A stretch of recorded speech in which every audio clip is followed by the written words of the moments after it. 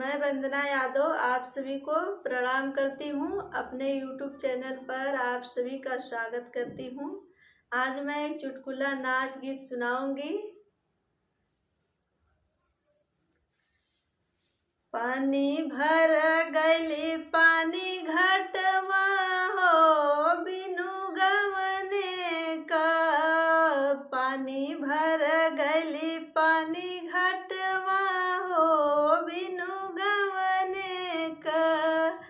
ढेलावा से मार के बोलवन हो बिनु गवने का। ढेलावा से मार के बोलवन हो बिनु गवने का।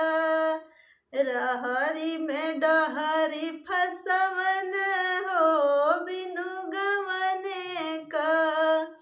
रहरी में डहरी फसवन हो बिनु गवने का। पानी भर गइली पानी घटवा हो बिनु गवने का। पानी भर